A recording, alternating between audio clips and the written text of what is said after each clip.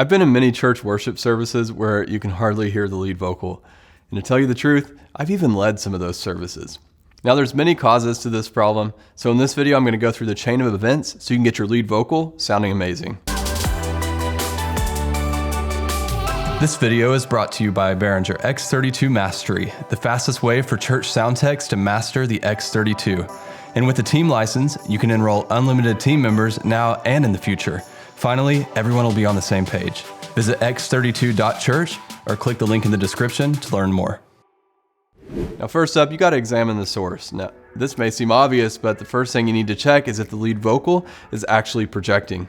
See, in worship, you often come across people who have little to no training or experience, so they've yet to discover how to put the umph behind their singing voice.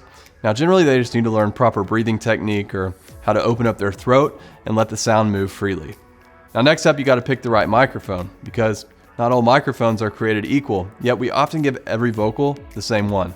When I bring on a new vocal to the team, I have them sing the same chorus of a song with the band on each microphone, and the mic that sounds the best wins the prize and is assigned to that specific person. Now keep in mind you should level out all the EQ on the soundboard before running this test so that you have level testing ground. And even more important than the right mic is microphone placement.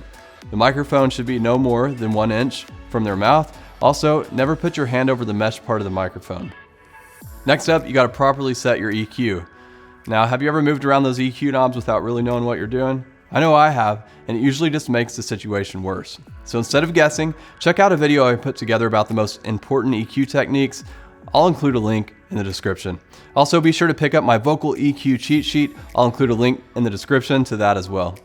Now the last step to great sounding lead vocals is the compressor. You see, vocals have this wide dynamic range. To get a lead vocal loud enough to cut through the mix, you'll often have problems with it getting too loud during the bigger parts of the song. So you can either memorize when these louder parts are coming, or you can invest in your best friend, the compressor. Basically, a compressor narrows down the dynamic range so you don't have to worry about it poking out too much, but you can still get those quieter moments to cut through. Now here's some baseline settings for vocal compression to get you started. Set your attack and release to auto, or you can set your attack to 30 milliseconds and release to 300 milliseconds.